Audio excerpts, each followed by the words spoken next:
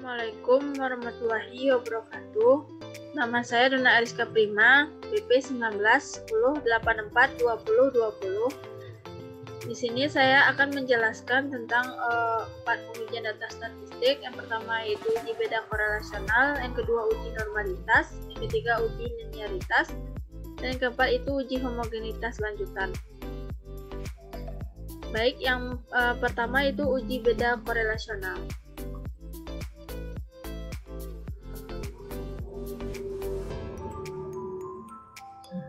Konsep dasar dari analisis korelasi itu yaitu bertujuan untuk mengetahui tingkat keeratan hubungan antara variabel yang dinyatakan dengan koefisien korelasi R kecil atau disebut R kecil. Yang kedua, bertujuan untuk mengetahui jenis hubungan antara variabel X dan variabel Y yang dapat bersifat positif dan dapat juga bersifat negatif. Kita langsung saja pada pengujian atau penganalisisan datanya. Di sini saya sudah menyiapkan satu data untuk kita analisis, yaitu data tentang hubungan antara disiplin dan kinerja. Kita copy data yang ini. Selanjutnya kita buka aplikasi SPSS. Lalu pada data view kita paste data yang sudah kita copy.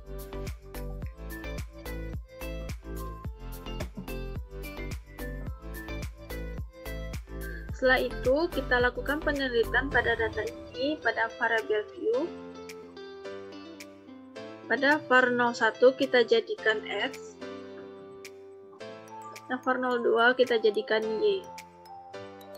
Selanjutnya kita ubah desimalnya menjadi 0. Dan pada label kita buat disiplin.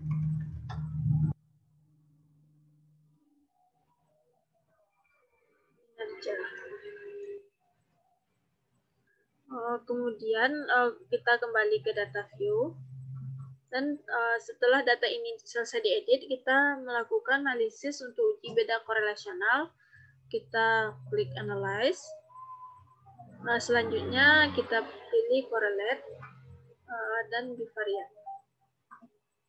Dan pada kotak atau kolom ini kita salin disiplin dan kinerja. Setelahnya kita klik OK.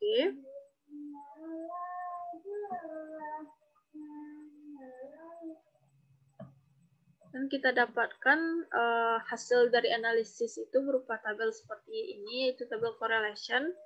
Dan dari tabel inilah kita melakukan pengujian untuk uji beda korelasional. Selanjutnya kita buka file tentang ketentuan untuk pengujiannya.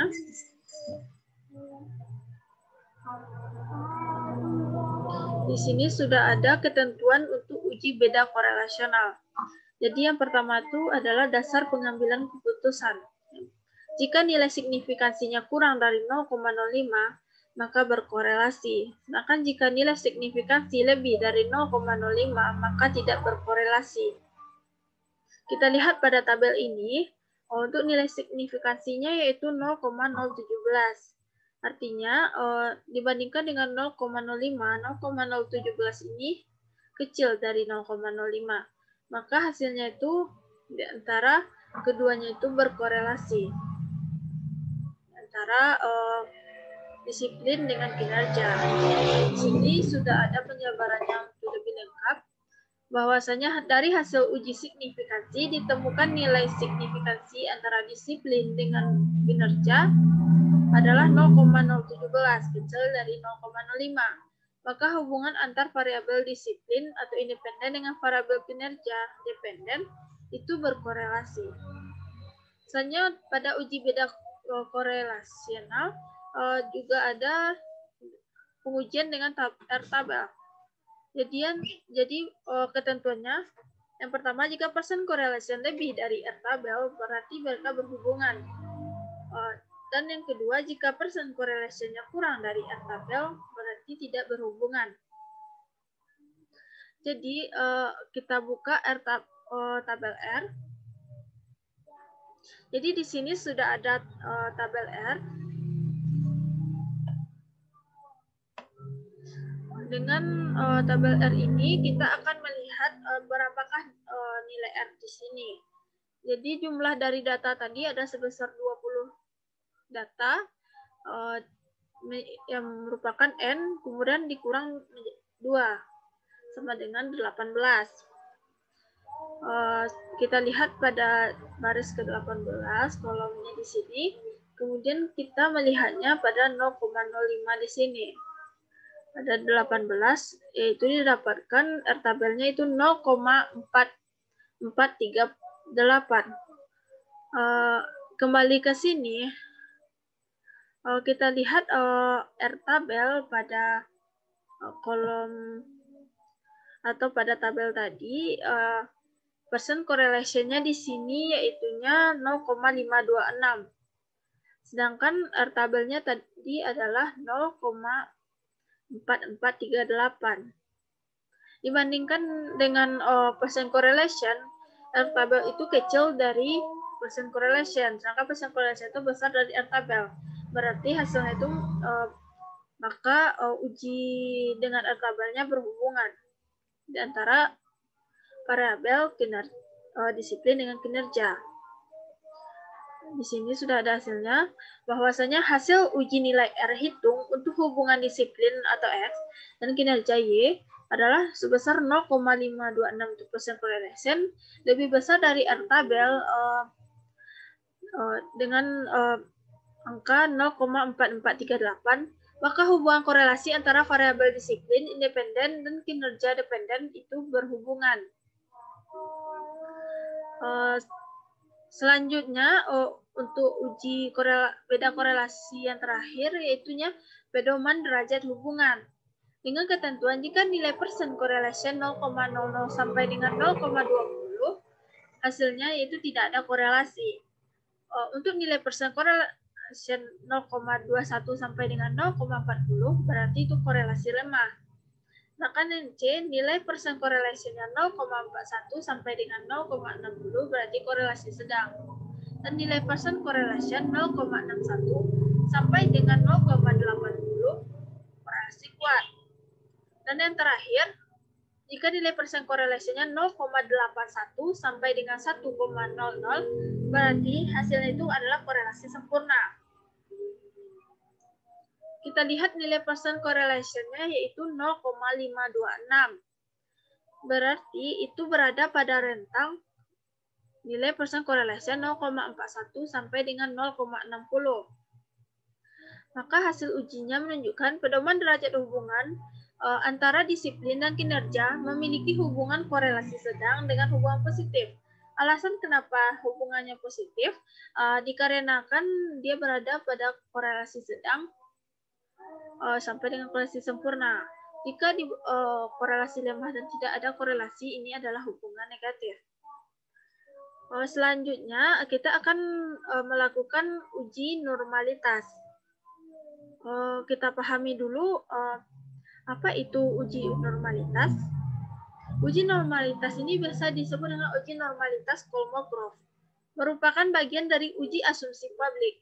Uji normalitas bertujuan untuk mengetahui apakah nilai residual berdistribusi normal atau tidak. Model regresi yang baik adalah memiliki nilai residual yang berdistribusi normal. Jadi untuk menganalisisnya kita tetap menggunakan data yang sama. Kita kembali ke SPSS tadi. Jadi dengan data ini kita langsung saja melakukan analisis untuk uji normalitas. Pertama kita tekan analyze, kemudian kita tekan regression, linear. Di sini disiplin kita tempatkan pada kolom independen, sedangkan kinerja kita letakkan pada kolom dependen. Kemudian kita klik save, lalu kita centang pada residual unstandardized.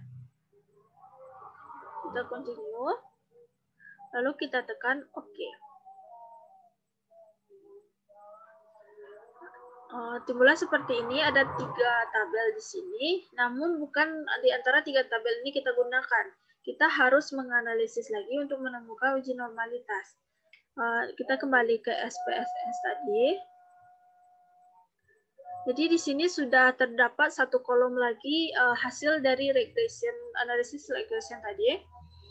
Kita lakukan analisis lagi. Ini kita tekan analyze, kemudian kita tekan non-parametric test, kemudian kita klik legalisi dialog, dan kita tekan one sample KS. Jadi di sini cuman antara 3 ini cuman 1 saja yang kita pindahkan ke test variable list, yaitunya use standardized residual res. Pindah ke sini. Kemudian kita tekan OK. Di sini sudah kita dapatkan tabel yang mau kita uji, yaitunya one sample Kolmogorov-Smirnov test. Oke, kita kembali lagi kepada penjelasannya. Uji normalitas. Di sini ada ketentuan untuk uji normalitas. Yang pertama, jika nilai signifikansi lebih dari 0,05, maka nilai residualnya berdistribusi normal. Sebaliknya, jika nilai signifikansinya kurang dari 0,05, maka nilai residual tidak berdistribusi normal. Kita lihat di sini pada nilai signifikansinya yaitunya 0,200. Berarti 0,200 dibandingkan dengan 0,05, berarti 0,200 lebih besar dari 0,05. Berarti maka hasilnya residualnya itu berdistribusi normal. Lebih lengkap pada penjelasannya, yaitu berdasarkan hasil uji normalitas, diketahui nilai signifikansi 0,200 lebih besar dari 0,05, maka nilai residual berdistribusi normal. Selanjutnya yaitu kita melakukan uji linearitas. Itu masih menggunakan data yang sama, yaitu data hubungan antara disiplin dengan kinerja. Kita kembali saja kepada SPSS tadi. Ini bisa kita hilangkan untuk uji normalitas ini karena tidak diperlukan lagi. Kita clear saja. Selanjutnya kita tekan analyze lagi kembali. Kemudian compare means, kita pindahkan disiplin ke independent list, kemudian kinerja ke dependent list, kemudian kita klik option, lalu kita centang pada test for linearity. Klik continue, lalu kita klik OK.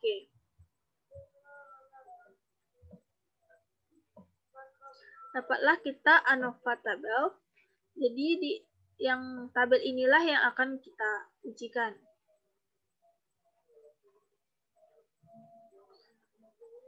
Ya, seperti ini.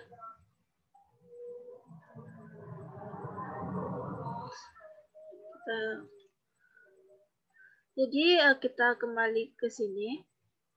Jadi uji linearitas ini mungkin lebih dahulu kita lihat dulu artinya tuh untuk mengetahui bentuk hubungan antara variabel bebas dengan variabel terikat, atau disebut juga biasanya disebut dengan seperti garis lurus. Kita kembali pada ketentuan.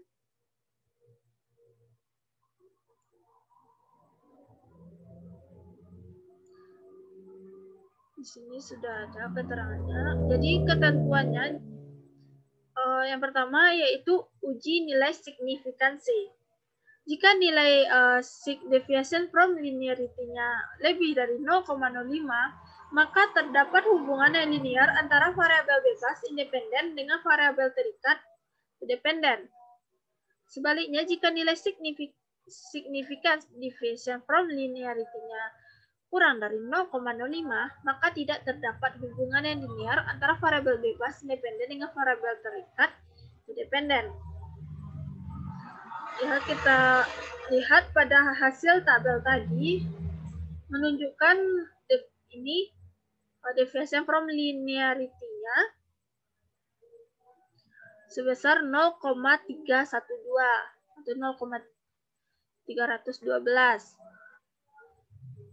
Dibandingkan dengan 0,05, 0,312 ini lebih besar dari 0,05. Artinya menunjukkan bahwa dalam uji linearitas ini terdapat hubungan linear antara variabel bebas yang tadinya disiplin dengan variabel terikat, yaitu kinerja. Lebih jelasnya di sini sudah ada penjabarannya, di mana berdasarkan nilai signifikansi dari output di atas diperoleh nilai deviation from linearity. Signifikansinya adalah 0,312 besar dari 0,05, maka terdapat hubungan linear antara variabel disiplin X dengan kinerja Y. Selanjutnya yang kita lakukan yaitunya uji nilai F. Dengan ketentuan jika nilai F hitung kecil dari F tabel, maka terdapat hubungan linear antara variabel X dengan variabel Y. Tentuan kedua, jika nilai F hitung lebih besar dari F tabel, maka tidak terdapat hubungan yang linear antara variabel bebas X dengan variabel terikat Y. Jadi langkah pertama yang harus kita lakukan mencari F tabel. Jadi untuk mencarinya kita lihat pada DF ini yang kita ambil yaitu deviation from linearity 15 dan within groups yaitu 3. Kita lihat pada F tabel.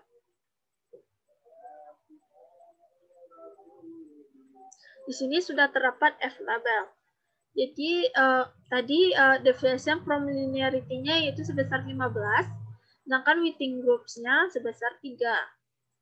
Jadi saya jelaskan dulu bahwa di atas ini adalah deviation from linearity, sedangkan yang di bawah ini adalah within groups untuk membacanya.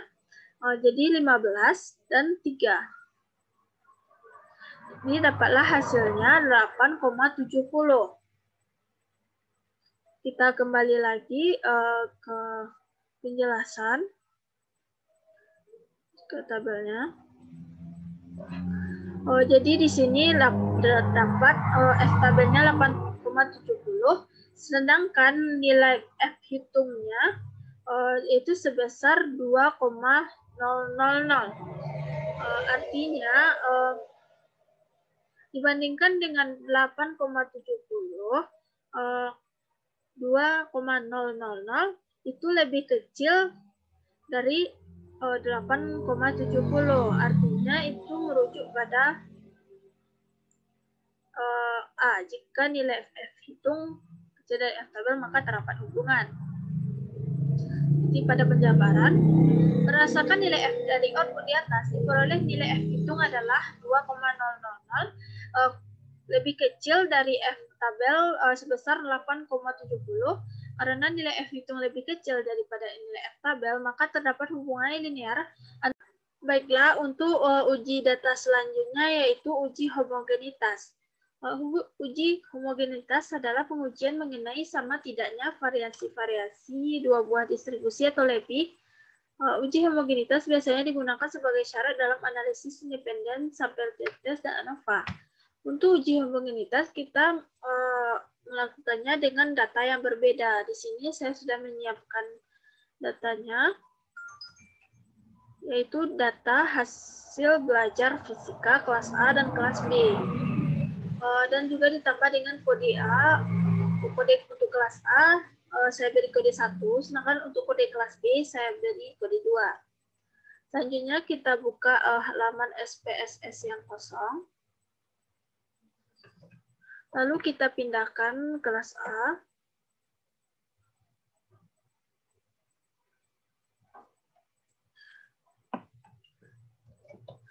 Kita pindahkan ke sini. Kemudian kelas B.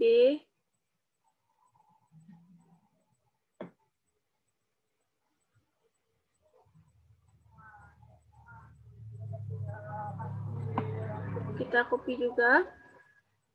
Namun kita pindahkan di bawah kelas A.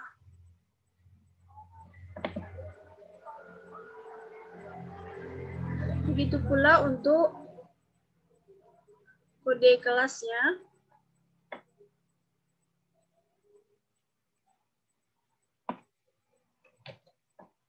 pindahkan ke sini. Dan juga untuk kode kelas yang B yang kode 2 juga kita pindahkan.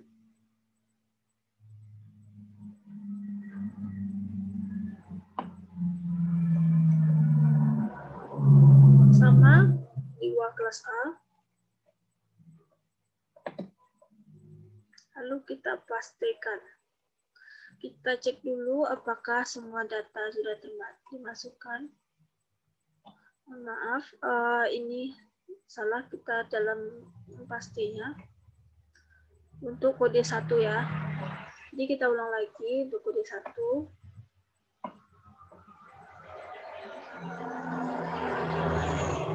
Kita harus tepat-tepat dalam meletakkannya. 1.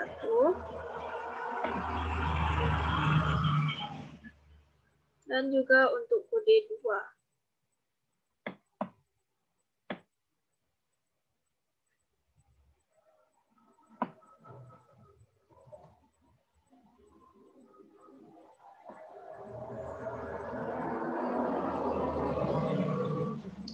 Letakkan di sini, di sini kita pastikan. Dan kita pastikan keempat datanya sudah pada posisi yang benar. Lalu kita ke variable view, kemudian variable 1 kita tukar jadi hasil. Kemudian variable 2 kita ubah jadi kelas. Kemudian desimalnya kita jadikan 0. Lalu kita perbesar ya untuk lebih jelasnya. Kemudian label kita buat hasil belajar fisika. Dan ini kita buat kelas. Kemudian pada values, non-nya di bawah ini kita ubah. Ini kodenya 1. Kelas A. Kemudian kita add kode 2 kelas B,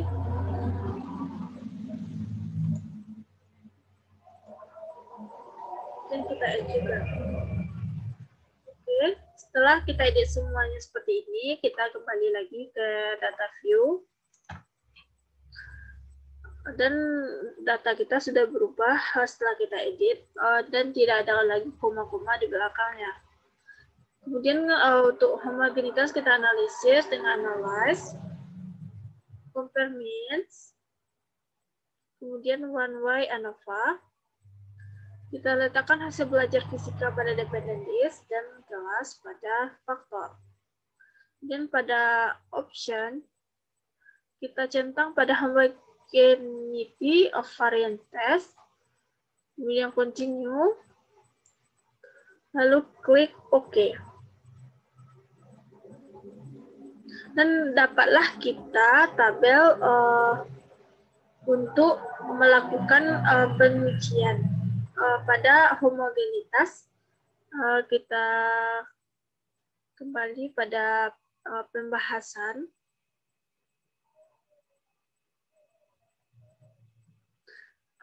Jadi di sini sudah ada ketentuan dasar pengambilan keputusan untuk uji homogenitas ini. Yaitunya jika nilai signifikansi lebih dari 0,05 maka distribusi data adalah homogen. Selanjutnya jika nilai signifikansi kurang dari 0,05 maka distribusi data adalah tidak homogen. Dan kita dapatkan hasilnya di sini yaitunya pada homogeneity ini, pada signifikansinya, yaitu pada yang nilai atas ini, itu 0,775. Jadi dibandingkan dengan 0,05, 0,775 ini lebih besar dari 0,05, maka distribusi data adalah homogen. Jadi setelah kita melakukan pengujian tadi, maka setelah pengujian kita pada hari ini, semoga dengan adanya penjelasan dan tutorial ini bisa bermanfaat dan memudahkan bagi teman-teman yang lain dalam melakukan pengujian data, baik itu uji beda korelasional, normalitas, linearitas, maupun uji homogenitas. Mungkin sekian dan terima kasih. Assalamualaikum warahmatullahi wabarakatuh.